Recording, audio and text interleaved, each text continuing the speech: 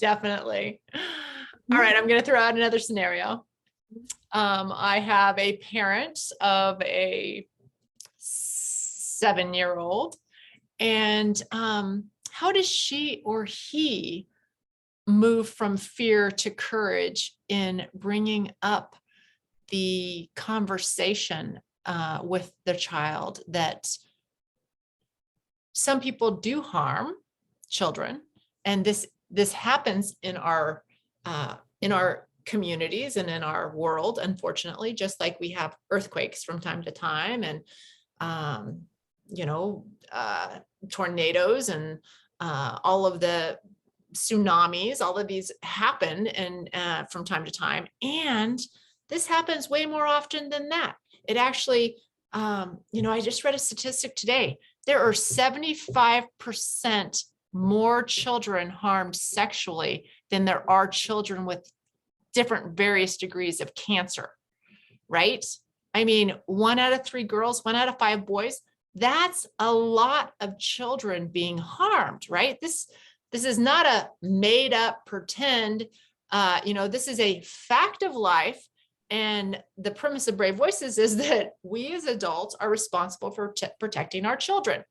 And the premise is that if they hear us speaking with other adults, they're going to know, wow, okay, this is a subject I can talk about. This is okay to ask questions. This is, mom and dad's got my back. But what I find for a lot of people is, they don't want to talk about it, so, help with that a little bit. Yeah. Okay. Yeah. So you want to be really cognizant of your child's developmental age, and you're going to do this in a way that is calibrated for their developmental age. And you also don't want to be putting a whole bunch of images in their heads of scary things that haven't happened or that they don't know about. We're not like traumatizing them through too much information too early either. But the ways that you can begin, what you're really wanting to do is create a climate, a culture in the family that is based on a few things that break the rules of dysfunctional systems. So one is no secrets. Okay. It's you can talk to kids without going into any sexual detail or any scary scenarios. You can talk to your kids about how secret keeping makes us sick. And so we don't keep secrets in our family. Now, if you're in a dysfunctional family, that can be misunderstood as like you don't get privacy. So we could talk a little bit about the difference between secrecy and privacy and boundaries, because sometimes people will use the secrecy thing, but let's put that on hold for a moment. So in a healthy family, okay, in a healthy family, we don't keep secrets. And if anything ever happens to you, my darling, that you feel like you are scared to tell me, it's really, really, really important for you to tell me that. Because my job is to keep you safe and to help you. And sometimes grown-ups, teachers, people you trust, people you don't know, they're going to give you a different message. They're going to ask you to protect them, ask you to keep a secret, do something special. And then, you can use that kind of language. And then they're going to tell you, don't tell your mom and dad. And if anything like that happens, or your mom and mom, or your dad and dad, your parents, whomever, right? If anything like that ever happens, I want you to know it's really, really important to come and tell me. And we're going to find a way through that, because that's scary and that's not good. So you begin creating a culture in which your kids can tell you things. There's transparency. You're checking in around things. The other thing, so one, you're going to teach them about secrets and alliance forming, okay, without going into sexual content if they're too young. The other thing you're going to do is you're going to train your kids to pay attention to the cues in their body, and you're going to validate, validate, validate, validate.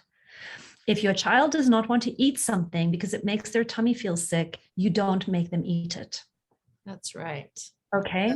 If your child is not tired and doesn't want to lie down, doesn't want to be made to go to sleep because their body isn't tired, you find a different way of resting.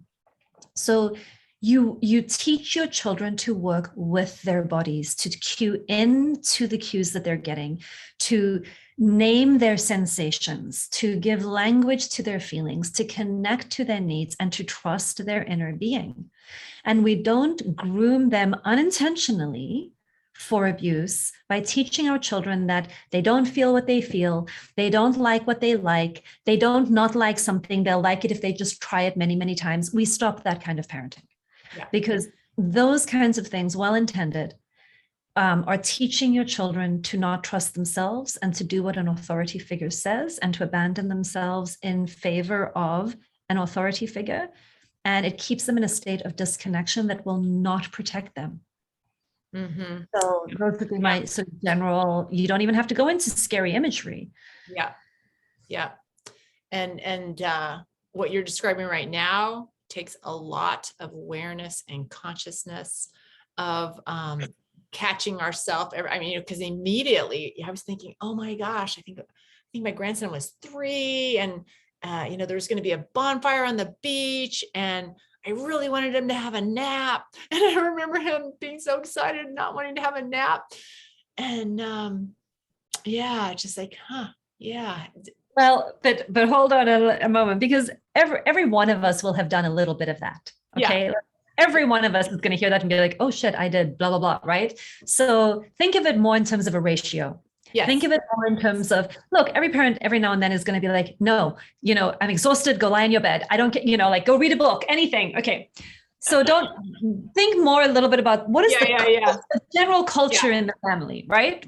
That's really what you're going for. You're going for the percentage of times, not there was a time once. That's not going to be very much. Yeah, I know. But it's and I'm also thinking about a time when he fell snow skiing and his father picked him up and keep going, and so that I know, and it broke my heart because I would have loved just, wow, that's scary. And, let's shake it off or something. But I think that's another way that we as a culture repeatedly don't have acknowledge in myself as a child. Oh my gosh, all the feelings that, teased or shamed, give me a cry pie. Yeah, there's so many of those things that I think are worth beginning to do the work